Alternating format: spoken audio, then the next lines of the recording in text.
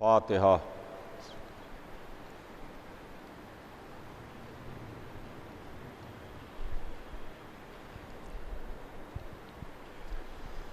औज़ु बिल्लाहिस्समीइल अलीम मिनश्शैतानिर्रजीम। बिस्मिल्लाहिर्रहमानिर्रहीम।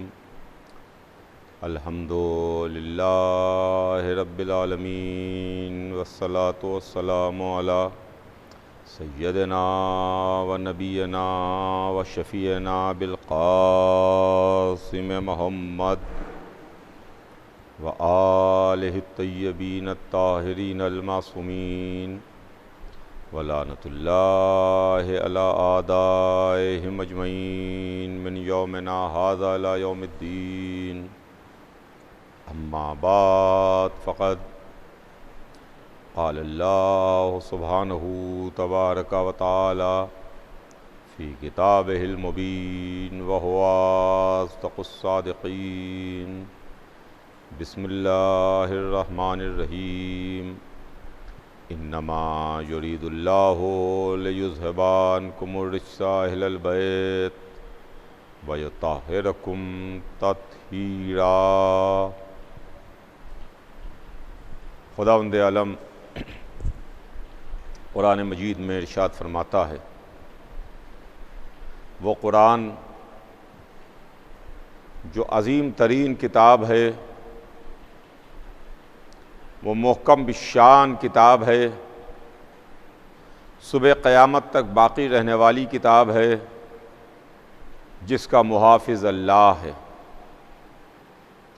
उस कुरान में खालिक़ कलाम इरशाद फरमाता है कि यकीनन अल्लाह ने ये इरादा कर लिया अहले बैत कि आपसे हर तरह के रिज़्क़ को दूर रखे, हर तरह की बुराई को दूर रखे और आपको पाक रखे इस तरह से कि जो पाक रखने का हक़ है।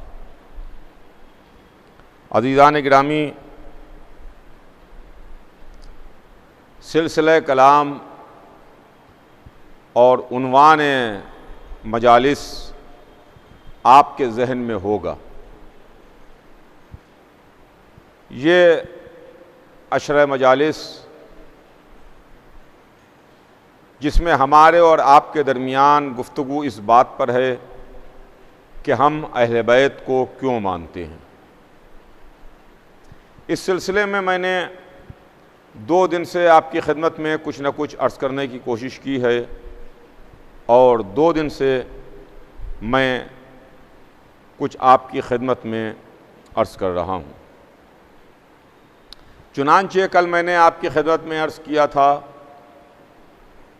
कि नौजवान ज़हन ये सोच सकता है कि हम अहले बैत ही को क्यों मानते हैं, जबकि इस राह में हमारे ऊपर तशद्दुद है, इस राह में हमारे ऊपर जुल्म है, इस राह में परेशानियां हैं, इस राह में हमारे ऊपर हमले हैं, इस राह में आके हम दहशतगर्दी का शिकार होते हैं। तो इस सिलसिले में कुछ मुख्तसर मैंने कल आपकी खिदमत में अर्ज़ किया था। आज अपनी बात को आगे बढ़ाऊं तो सबसे पहला मेरा जवाब ये है कि देखिए, इंसानी ज़िंदगी बहुत मुख्तसर है और इंसान की ज़िंदगी चंद रोज़ा ज़िंदगी है। इंसान जो इस दुनिया में आया तो कोई बहुत लंबी ज़िंदगी और लंबी हयात लेके नहीं आया। हम ये नहीं कह सकते कि इंसानी हयात 500 बरस की है, इंसानी हयात 800 बरस की है, इंसानी ज़िंदगी 1000 बरस की है, 2000 बरस की है, 5000 बरस की है। हमसे कहीं ज़्यादा उम्र के जानवर मौजूद हैं जिनकी उम्रें हमसे कहीं ज़्यादा होती हैं। हमसे ज़्यादा उम्र के दरख्त मौजूद हैं जिनकी उम्रें कई 100 बरस तो कई 1000 साल हैं। तो दरख्तों की उम्रें भी हमसे ज़्यादा हैं जानवरों की उम्रें भी हमसे ज़्यादा हैं, मगर इस तूले कायनात में, इस कायनात में इंसानी उम्र बहुत कलील है, बहुत मुख्तसर है।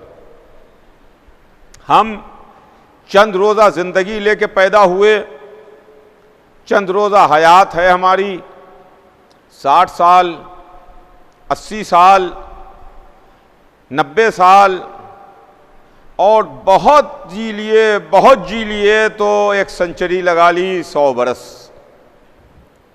मैं वो बहस आपकी खिदमत में इस वक्त करने नहीं बैठा हूँ कि 100 बरस का इंसान कितना एक्टिव होता है, 100 बरस का इंसान कितना फ़ाल है, 100 बरस का इंसान क्या उसी तरह से दौड़ता धूपता है, काम काज करता है, आता जाता है, मिलता जुलता है, जैसा 25 बरस, 30 बरस, 40 बरस, 50 बरस का इंसान काम करता है।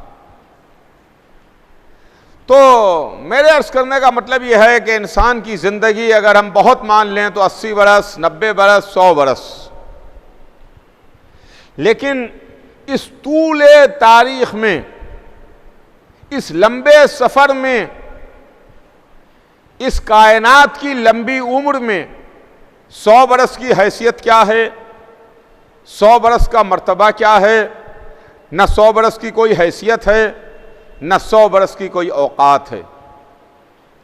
लेकिन वो ज़िंदगी जो हमेशा हमेशा के वास्ते मिलेगी, वो ज़िंदगी जो हमेशा हमेशा की है, वो सफ़र हमारा जो हमारी आंख बंद होने के बाद शुरू होता है, वो लंबा सफ़र है, और वो है कि जहाँ पर हम हमेशा हमेशा रहेंगे।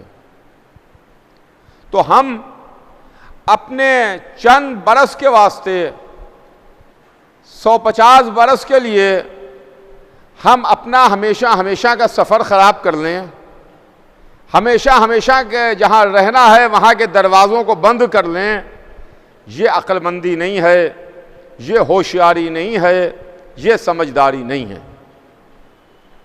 मिसाल के तौर पर मैं रहने वाला लखनऊ का हूँ, मैं रहता लखनऊ में हूँ और मेरा वतन लखनऊ है, मुझे वापस पलट के लखनऊ जाना है। मैं 10 दिन के वास्ते बम्बई आया, बम्बई में मेरा क़याम 10 दिन रहा। तो ये तो कोई अक्लमंदी ना हुई, ये तो कोई दानिशमंदी ना हुई कि जहाँ मैं 10 दिन के वास्ते आया हूँ वहाँ कुछ ऐसा कर जाऊँ कि जहाँ मुझे रहना है, जो मेरा वतन है, जहाँ मुझे रहना है अपनी आँख बंद होने तक, वहाँ के लिए हमेशा हमेशा अपने वास्ते दरवाजे बंद कर दूँ। इसका यह मतलब भी नहीं है कि जहाँ मैं 10 दिन के वास्ते आया, जहाँ मैं 12 दिन के वास्ते आया, जहाँ मैं 15 दिन के वास्ते आया, वहाँ के ऊपर भी अपने को मैं ख़राब करूँ। नहीं, ये मेरा मतलब नहीं है। मगर ये भी कोई अक्लमंदी और दानिशमंदी और होशियारी नहीं है कि वो जो मेरा वतन है, जहाँ मुझे हमेशा रहना है, वहाँ के वास्ते, वहाँ के सारे ताल्लुकात, वहाँ के तमाम रवाबित, वहाँ का तमाम मिलना जुलना, उसको मैं चंद दिन के वास्ते के लिए ख़राब कर लूँ और बर्बाद कर लूँ। वही मामला कुछ आखिरत का भी है। दुनिया में हम चंद रोज़ के वास्ते आए, चंद रोज़ के लिए आए, जहाँ हमें हमेशा हमेशा के लिए रहना है, वहाँ के दरवाज़ों को हमें अपने ऊपर बंद नहीं करना है। मौत एक दिन आके हमें अपने गले से लगाएगी, एक दिन मलकुल मौत आएगा, वो फरिश्ता हमारे जिस्म से रूह निकाल के लेके चला जाएगा। तो हम चंद दिन के वास्ते, चंद दिन की जिंदगी के वास्ते, चंद दिन के ऐशो आराम के वास्ते, चंद दिन की लज्जतों के वास्ते, चंद दिन की साफ सलामत के वास्ते उन लोगों से अपने हमेशा हमेशा के लिए ताल्लुकात ख़त्म कर लें कि जिनके हाथों में हमारी नजात भी है, जिनके पास हमारी बख्शिश का सहारा हैं, जो जन्नत के मालिक भी हैं, जन्नत के तकसीम करने वाले भी हैं, उनके वास्ते है। तो अज़ीज़ान गिरामी, हमने बहुत सोच के, बहुत समझ के, बहुत गौर करके, बहुत फिक्र करके, अपने जहन के सारे दरवाज़ों को खोल के हम इस नतीजे पर पहुँचे कि हमें अहले बैत के रास्ते पर चलना है, अहले बैत के रास्ते पर बाकी रहना है। हमें कुछ हो जाए, दामने अहले बैत अपने हाथ से नहीं छोड़ना है। हम अहले बैत को मानते हैं, हम मानते रहेंगे। इस सिलसिले में अज़ीज़ान गिरामी, कल मैंने कुछ आपकी खिदमत में अर्ज़ करने की कोशिश की थी। आज सिलसिला बयान आगे बढ़ाऊं, इसलिए कि वक्त बहुत तेज़ी के साथ आगे बढ़ जाता है। कल मैंने एक इशारा किया था आपकी खिदमत में कि 3 गिरोह हमको नज़र आते हैं जो रसूलुल्लाह से अपनी क़राबत और अपनी रिश्तेदारी का दम भरते हैं। एक असहाबे रसूल हैं, दूसरे अज़वाजे रसूल हैं और तीसरे अहले बैत रसूल हैं। अज़वाजे रसूल, असहाबे रसूल और अहले बैत रसूल। मुझे खुद से, अपनी तरफ से किसी के वास्ते कोई कमेंट नहीं करना है, इसलिए कि ये सब के सब एक बहुत बड़ी ज़ात से ताल्लुक़ रखते हैं, वो ज़ात जो अल्लाह के बाद सबसे बड़ी ज़ात है। सबकी उनसे रिश्तेदारियाँ और ताल्लुक़ है। असहाब का ताल्लुक़ भी रसूल से है, अज़वाज का ताल्लुक़ भी रसूल से है, अहले बैत का ताल्लुक़ भी रसूल से है। हम 1400 बरस बाद के मुसलमान हैं, ना हम असहाब के बारे में कुछ बयान कर सकते हैं, ना अज़वाज के बारे में अपनी ज़बान खोल सकते हैं, ना अहले बैत के मुताल्लिक़ कुछ हम सोच सकते हैं। सबके वास्ते हमारी ज़बानें बंद हैं, हमारा सर उनके सामने खम है। अदब है, तहजीब है, तमाम हुदूद सफ़े बांधे खड़े हुए हैं। लेकिन अब अगर किसी छोटे के बारे में, किसी बड़े के बारे में हमें मालूम करना है, किसी बड़े के बारे में हमको कुछ दरियाफ्त करना है, तो हम उसके छोटे से उसके बारे में दरियाफ्त नहीं करेंगे, हम उसके बड़े से उसके बारे में दरियाफ्त करेंगे, उसके बड़े से उसके बारे में मालूम करेंगे। यह अक्लमंदी नहीं है कि हम छोटे से बड़े के बारे में मालूम करें, नहीं, बड़े से छोटे के बारे में मालूम करेंगे।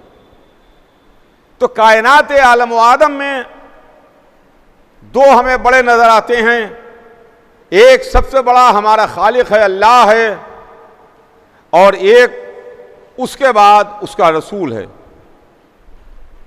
चूंकि ये तीनों तबके, ये तीनों ग्रुप, ये तीनों तरह के लोग सरकार रिसालत से ताल्लुक़ रखते हैं, रसूलुल्लाह से जुड़े हुए हैं, अपनी रिश्तेदारियाँ रसूलुल्लाह से बताते हैं, लिहाजा हम रसूलुल्लाह से भी इनके ताल्लुक़ से सवाल नहीं करेंगे।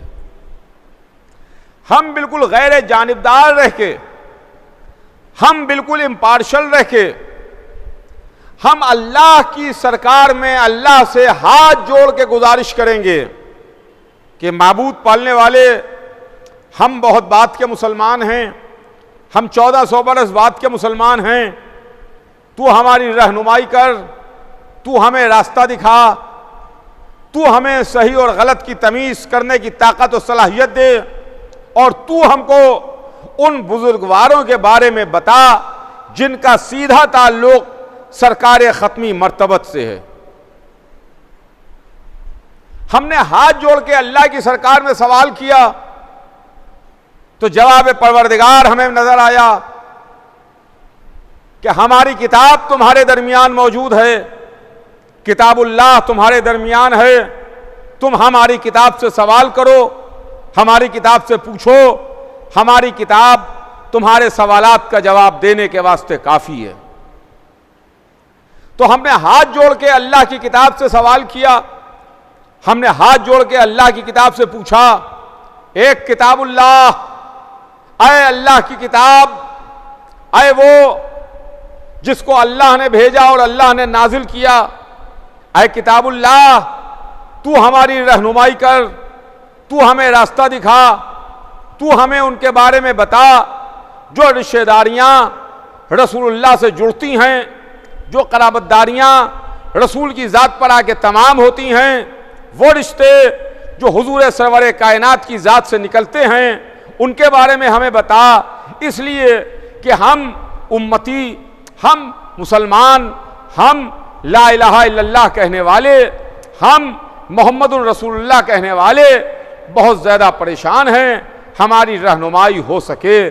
इसलिए कि हमें नजात चाहिए है, हमें आखिरत चाहिए है, हमें जन्नत चाहिए है। हम आंखें बंद करके कोई सौदा नहीं करना चाहते, आंखें खोल के माल लेना चाहते हैं।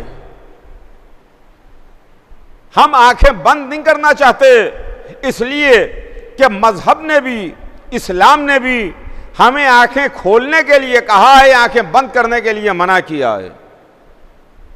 किताबुल्लाह तू ही कहती है कि तुम गौर क्यों नहीं करते, तुम फिक्र क्यों नहीं करते, तुम सोचते क्यों नहीं हो। तो तेरी इसी हिदायत पर अमल करते हुए हम गौर कर रहे हैं, हम फिक्र कर रहे हैं, हम सोच रहे हैं, तू हमको बता। तो सबसे पहले हमने कुरान मजीद से असहाब रसूल के बारे में सवाल किया,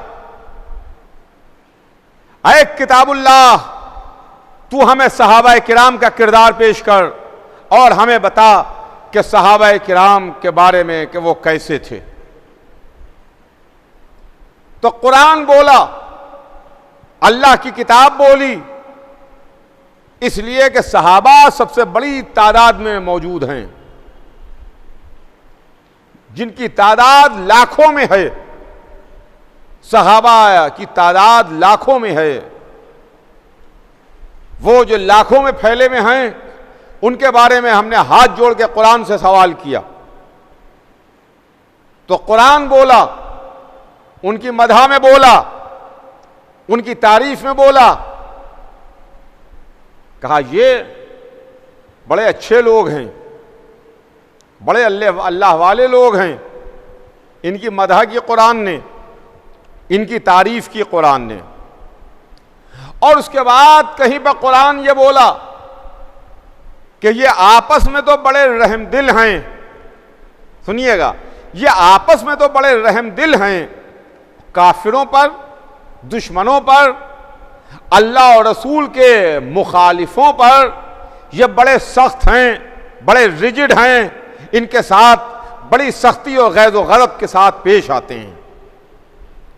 तो कुरान ने इनके कैरेक्टर की तारीफ की, कुरान ने इनके किरदार की तारीफ की, कुरान ने इनकी मदह की कि ये अच्छे हैं, ये नेक दिल हैं, ये रहम दिल हैं। ये जब आपस में मिलते हैं, आपस में एक दूसरे के साथ बैठते हैं, तो बहुत ही रहमदिली के साथ, मोहब्बत के साथ, अखलाक के साथ एक दूसरे से पेश आते हैं। लेकिन जब ये मुखालिफीन रसूल से मिलते हैं, अल्लाह के मुखालिफ से मिलते हैं, तो बहुत सख्त होकर मिलते हैं। इनका अंदाज उनसे अच्छा नहीं है। ये इनकी मदह में हमें आयत नजर आई। इसके बाद हमने कुरान के और औराक़ को पलटना शुरू किया और अल्लाह की किताब से हाथ जोड़ के सवाल किया कि एक किताबुल्लाह, तू हमें इनके बारे में और कुछ बता। तो किताबुल्लाह ने और बोलना शुरू किया और बयान करना शुरू किया। लेकिन अब जो किताबुल्लाह बोली तो जरा सा हम चौंके, हम अलर्ट हुए, हम होशियार हुए कि भाई ये मामला क्या है। अभी तक तो तारीफ हो रही है, लेकिन उसके बाद कुरान के तेवर अचानक बदले और कुरान कहता है कि सहाबा में कुछ लोग ऐसे भी थे कि हुजरों के पीछे से जा जा के रसूल को आवाज देते थे, पुकारते थे। सूरह हुजरात उठा के देख लीजिए, आप पढ़ लीजिए, आपको मिल जाएगा। कुरान उनको डांट रहा है, मना कर रहा है, उनको अच्छी नजर से नहीं देख रहा है, जो रसूल को हुजरों को पीछे से जा जा के पुकार रहे हैं, आवाज दे रहे हैं।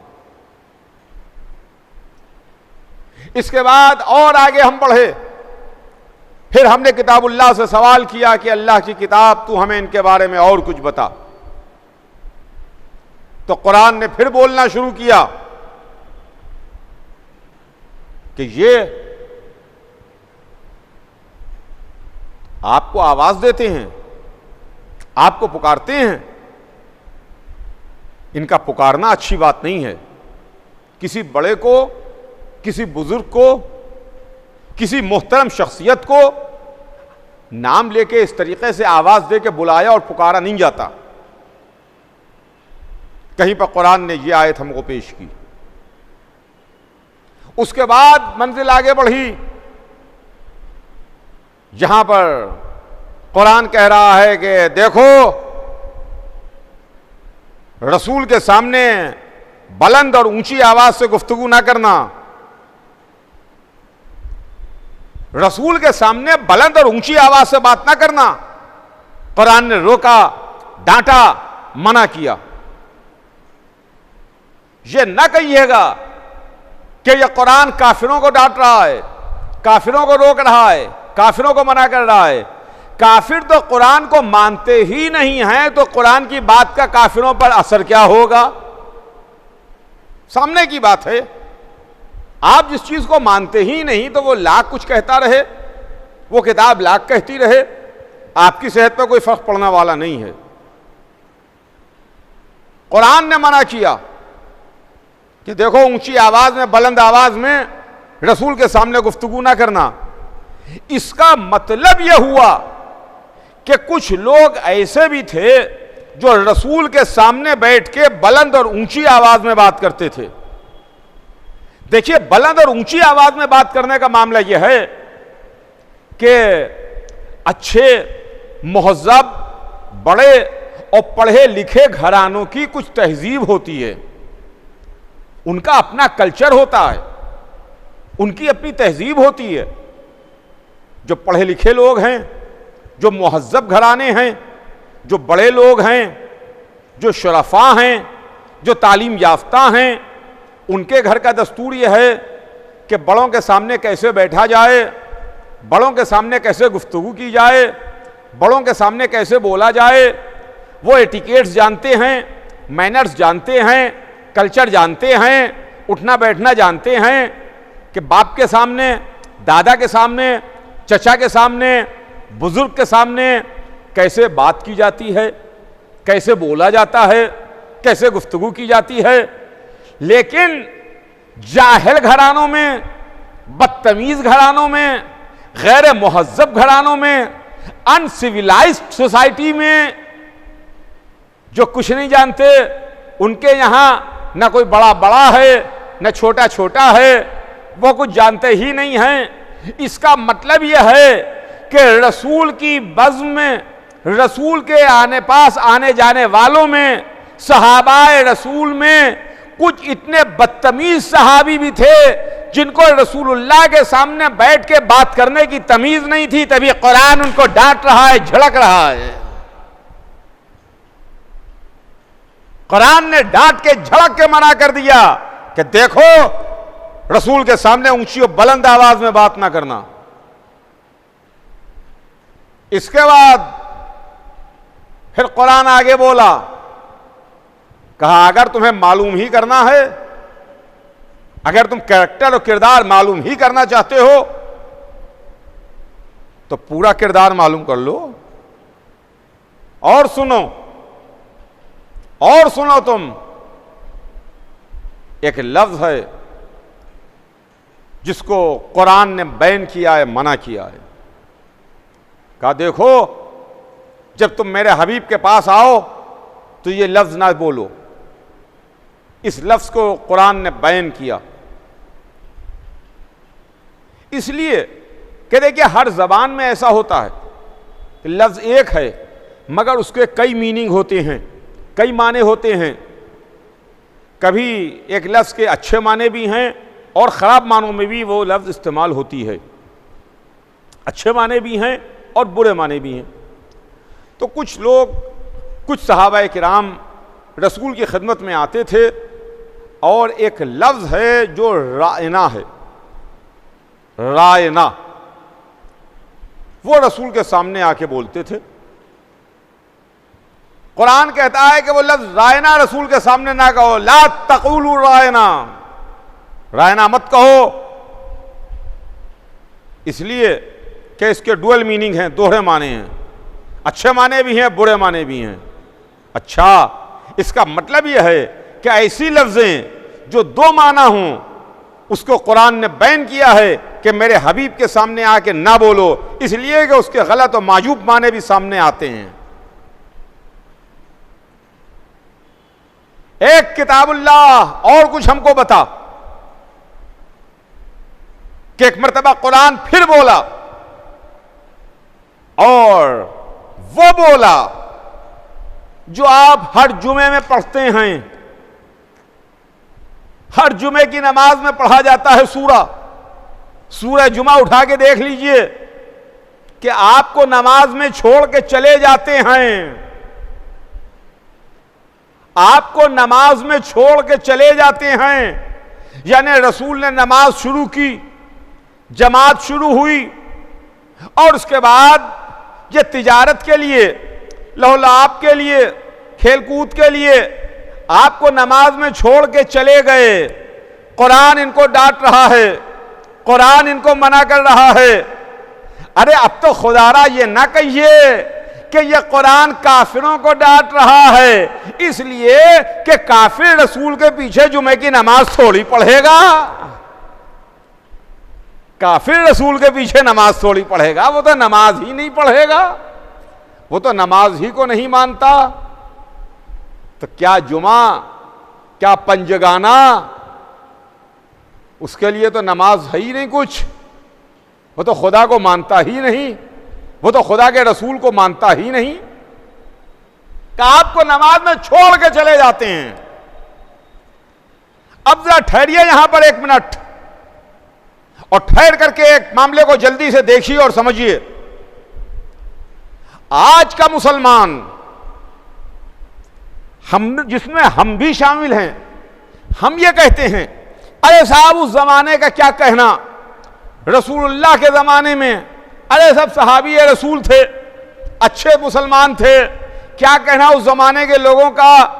बेशक तब तारीफ कर लीजिए, कह लीजिए कि अच्छे मुसलमान थे, अच्छे लोग थे, सहाबी थे, रसूल की बज़ में उठने बैठने वाले थे, रसूल के हाथ को बोसा देने वाले थे, रसूल के पीछे नमाज पढ़ने वाले थे, मगर सब अच्छे नहीं थे। तवज्जो चाहूंगा अज़ीज़ान गिरामी, सब अच्छे नहीं थे। मेरा यह कहना है, मेरा चैलेंज है अजीजों, इस मजलिस में मैं चैलेंज कर रहा हूं आलम इस्लाम को कि आज का मुसलमान बहुत गलत है। मैं मानता हूं बहुत खराब मुसलमान है, मुसलमानों की आदतें अच्छी नहीं हैं, मुसलमानों के अतवार अच्छे नहीं हैं, मुसलमान बहुत खराब है। सब मुसलमानों की मैं बात नहीं कर रहा हूं, सारे मुसलमान नहीं, इसलिए कि कुछ ऐसे मुसलमान भी हैं जो आज भी मस्जिदों में दहशतगर्दी करते हैं, कुछ ऐसे मुसलमान भी हैं जो आज भी मुसलमानों को कत्ल करते हैं, कुछ ऐसे मुसलमान भी हैं जिन पर आज दहशतगर्दी का टैग लगा हुआ है, कुछ ऐसे मुसलमान हैं जिनकी नज़र में बुजुर्गों की कब्रों पर कुब्बों का बना होना जायज़ नहीं है, कुछ ऐसे मुसलमान भी हैं जो बुजुर्गान इस्लाम की, रसूल की बेटी की, रसूल के घर वालों और ख़ानदान वालों की कब्रों पर साया बर्दाश्त नहीं कर सकते। ऐसे मुसलमान भी हैं मगर बहुत खराब मुसलमान हैं। मगर मैं सरे मिंबर आपकी खिदमत में अर्ज कर रहा हूं कि आज जितना गलत मुसलमान हो, जितना ही खराब मुसलमान क्यों ना हो,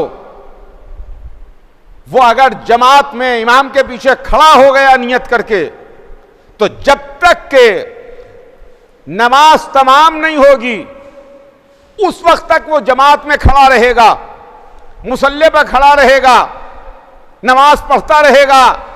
भले उसका जहन कहीं और हो, भले वो सोच कुछ और रहा हो, भले उसका जहन कोई प्लानिंग कर रहा हो, भले उसके जहन में कोई नक्शा खींच रहा हो, मगर वो जमात में पीछे हाथ बांधे हुए खड़ा हुआ है, वो जमात छोड़ के जाएगा नहीं।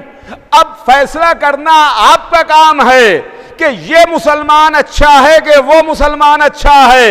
ये मुसलमान जो खाती इमाम के पीछे, जो गुनाहगार इमाम के पीछे नमाज पढ़े, नियत करे, मगर नमाज को आखिरी मंजिल तक पहुंचा ले, उसके बाद जमात से हटे, वो अच्छा है या वो सा मुसलमान अच्छा है जो रसूल को नमाज में पीछे छोड़ के चला जाए?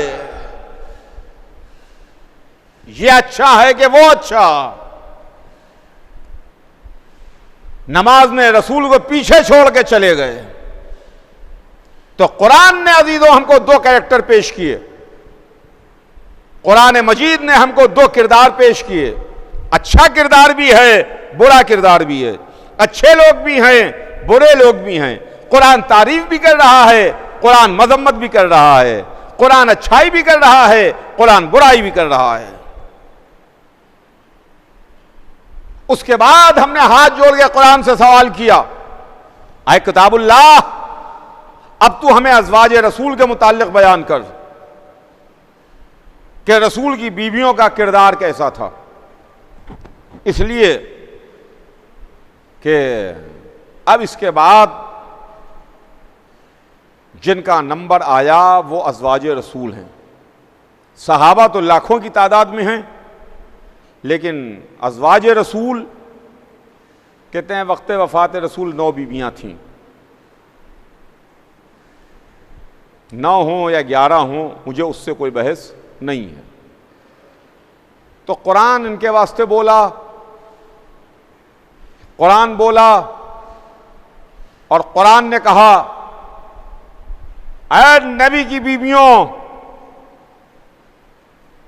ऐ नबी की बीवियों, तुम आम औरतों जैसी नहीं हो। कलेजा थाम के सुनिएगा, यह कोई हदीस नहीं है, यह कुरान है। ए नबी की बीवियों, तुम आम औरतों की जैसी नहीं हो। फिर सुनिए कुरान क्या कह रहा है, ऐ नबी की बीवियों, तुम आम औरतों की जैसी नहीं हो। इसका मतलब यह है कि अगर कोई नबी की बीवी है तो आम औरतों जैसी नहीं है, आम औरतों से अलग है। तो अगर नबी की रिश्तेदारी आम औरतों से अलग कर देती है तो नबी आम इंसानों का जैसा कैसे हो जाएगा? आज आवाजें उठती हैं, आज तहरीरें सामने आती हैं, आज ऐसी किताबें आती हैं सामने जिसमें यह लिखा है कि अरे नबी तो हमारी ही तरह के हैं, जैसे हम हैं वैसे रसूल हैं, हम में और रसूल में फर्क ही क्या है? अम्मा जब हमारी माएँ नबी की बीवियां आम औरतों की जैसी नहीं हैं तो रसूल आम औरत इंसानों का जैसा कैसे होगा? आम औरतों की जैसी नहीं हो। और उसके बाद कुरान बोला, ए नबी की बीवियों, अगर तुम नेकी करो तो तुम्हें दोहरा सवाब मिलेगा, डबल शेयर मिलेगा, और अगर तुमने गुनाह किए तो तुम्हें दोहरा अजाब मिलेगा। कंडीशनल जुमला है, अगर लगा हुआ है। अगर तुमने नेकी की तो तुम्हें दोहरा शेयर, दोहरा सवाब। नबी की बीवी हो ना, नबी से रिश्तेदारी है, रिश्तेदारी की बुनियाद के ऊपर शेयर डबल है, हिस्सा दोहरा है। तकसीम होता है ना हिस्सा मजलिस में कि सबको एक एक मिल रहा है, कोई खास आया तो उसको 2 दे दिए। रोटी बट रही है, पब्लिक को 1 मिल रही है, कोई खास आया तो उसको 2 मिल गई, उसको 2 दे दी। शीरमाल है 2 दे दी, हिस्सा है डबल दे दिया। वैसे ही कुरान भी नबी की बीवियों को जो शेयर दे रहा है वो डबल शेयर दे रहा है। कि अगर तुम नेक अमल करोगी तुम्हें दोहरा हिस्सा, दोहरा सवाब, और अगर तुमने गलत काम किए, अगर तुमने गुनाह किया तो तुम्हें दोहरा अजाब है। इसमें भी तुम्हारे अजाब का शेयर डबल मिलेगा तुमको। तो इसका मतलब यह है कि कुरान ने कंडीशनल जुमला लगा करके बता दिया कि नबी की बीवियों से अच्छाइयां भी हो सकती हैं, नबी की बीवियों से गुनाह भी हो सकते हैं। नबी की बीवियां गुनाहगार भी हो सकती हैं। ये मैं नहीं कह रहा हूं, कुरान कह रहा है, उठा के देख लीजिए। उसके बाद कुरान बोला, उसके बाद कुरान कहता है कहीं पर नबी की बीवियों के लिए कुरान बोला। देखिए मैं अर्ज कर चुका एक मजलिस में कि यह अरबी जबान है, इसमें 3 तरह के सीगे हैं। वाहिद 1 के लिए, तस्निया 2 के लिए, जमा 2 से ज्यादा के वास्ते। वाहिद, तस्निया, जमा। लेकिन अब जो कुरान बोला तो तस्निया के सीगे में बोल रहा है, यानी किन्हीं 2 बीवियों को कुरान एड्रेस कर रहा है। कुरान कहता है कि तुम दोनों के दिल टेढ़े हो गए हैं, तुम दोनों के दिल टेढ़े हो गए। अब कुरान ने नाम नहीं बताया कि किन दोनों के दिल टेढ़े हो गए हैं। कुरान तस्निये के सीगे में बात कर रहा है कि तुम दोनों के दिल टेढ़े हो गए हैं। अब कौन 2 हैं? जब कुरान ने नाम नहीं बताया तो हम कौन होते हैं नाम बताने वाले? हमें नहीं मालूम। लेकिन हां इतनी बात जरूर है, यह बात तो मैं जरूर जानता हूं कि जनाब खतीजा वो बीवी हैं जिनकी जिंदगी में रसूलुल्लाह ने दूसरा अक़्द नहीं किया। अपनी पूरी जिंदगी खतीजा अकेली बीवी रही, रसूलुल्लाह ने दूसरी शादी नहीं की, रसूलुल्लाह ने दूसरा अक़्द नहीं किया। जब तक कि खतीजा जिंदा रही, अकेली रही, सिंगल रही, वाहिद के सीगे में रही। इसका मतलब यह है कि इन 2 बीवियों में खतीजा शामिल नहीं है, खतीजा शामिल नहीं है। यह कुरान है, कुरान उठा के देखिए आपको मिल जाएगा। एक किताबुल्लाह, तूने हमें असहाब का किरदार बयान किया, तूने हमें अज़वाज के बारे में बताया। अब हाथ जोड़ के तुझसे गुजारिश है कि इसी तरह से तू हमको अहले बैत के बारे में भी बता और उनका कैरेक्टर और उनका किरदार भी पेश कर, जिनकी तादाद बाद वफात रसूल 4 है। रसूल की जिंदगी में पंजतन, रसूल के बाद 4। किसा में पंजतन है, मुबाहले में पंजतन है। रसूल, अली, फातिमा, हसन, हुसैन। मुबाहले में रसूल, अली, फातिमा, हसन, हुसैन। रसूल दुनिया से सिधारे तो 4 बचे, अली, फातिमा, हसन, हुसैन। अली, फातिमा, हसन, हुसैन। हमने कुरान से सवाल किया, हमने कुरान से पूछा कि कुरान तू अहले बैत के बारे में बता, तो कुरान ने अहले बैत के बारे में बताया। कुरान ने अहले बैत का किरदार पेश किया, कुरान ने अहले बैत का कैरेक्टर पेश किया। जरा कलेजा थाम के सुनिएगा।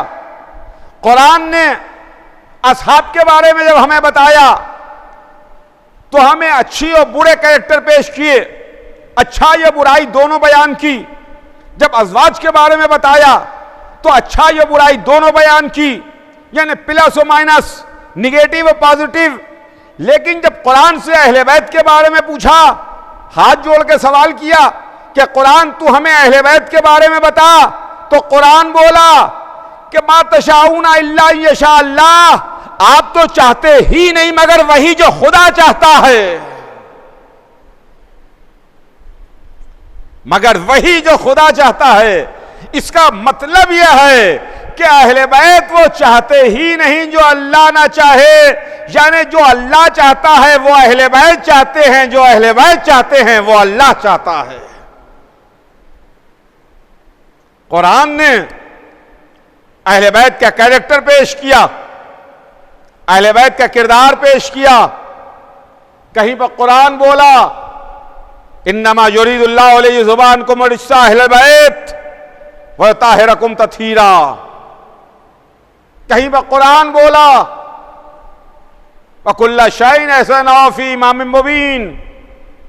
कहीं पर कुरान बोला इन्नमा वलियुकुमुल्लाह व रसूलुहु वल्लज़ीना आमनुल्लज़ीना युक़ीमूनस्सलाता व युतूनज़्ज़काता व हुम राकिऊन।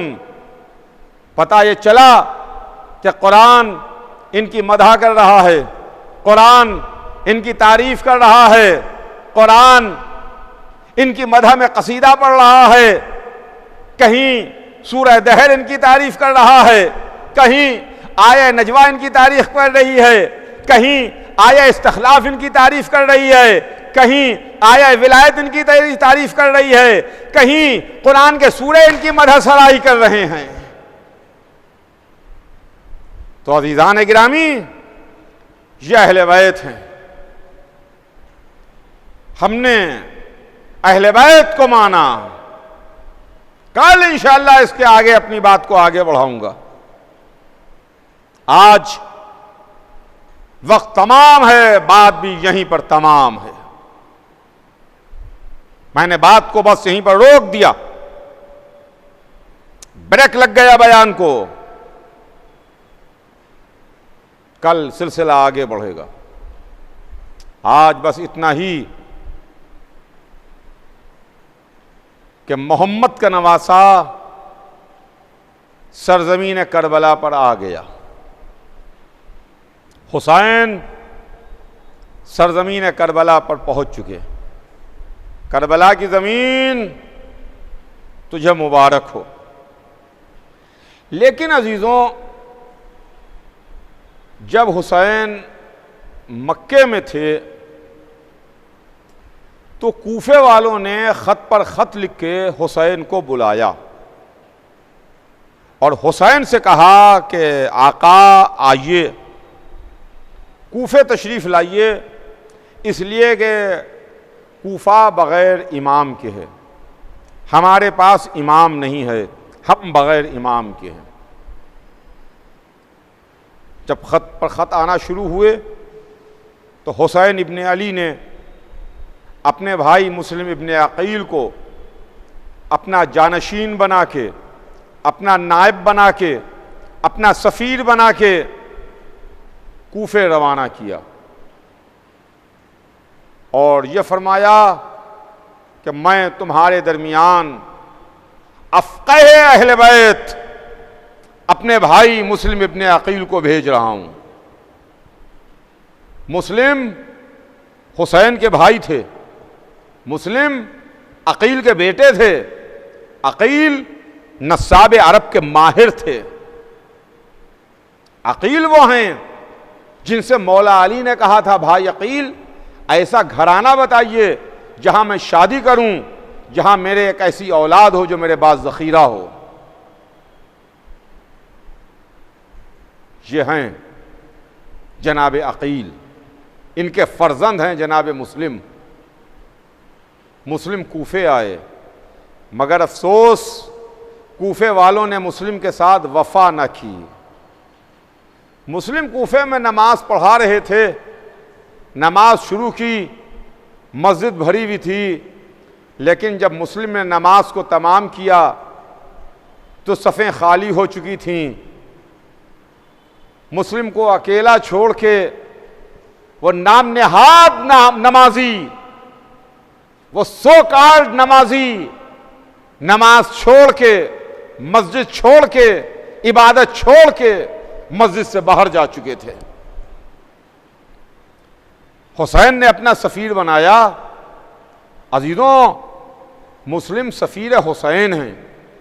सफ़ीर तो आप जानते हैं ना, मुल्कों के भी सफ़ीर होते हैं। लोग अपना सफ़ीर बना के किसी को भेजते हैं।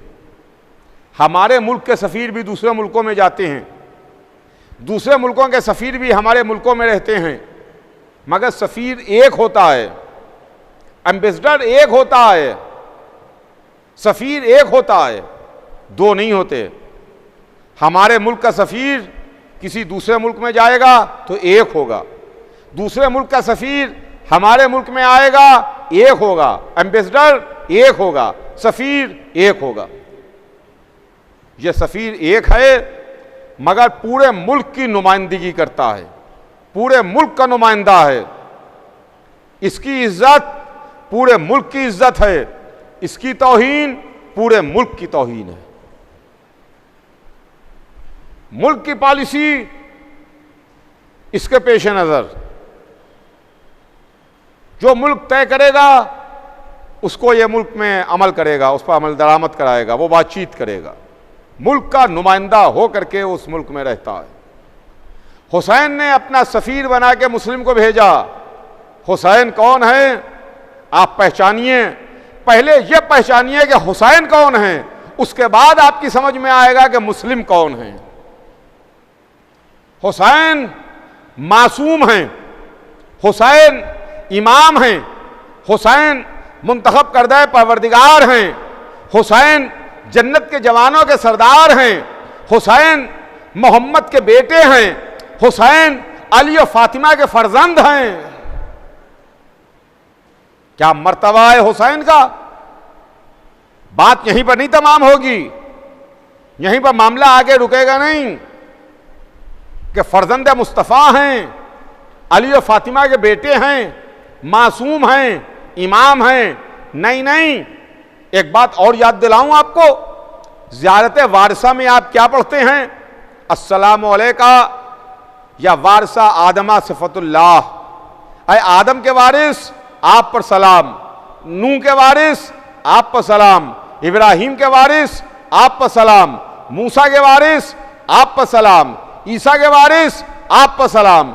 अंबिया का नाम लेके हुसैन पर सलाम किया जाता है, इसलिए कि हुसैन तमाम अंबिया के वारिस हैं, तमाम अंबिया के सिफात और कमालात को अपने अंदर समेटे में हैं।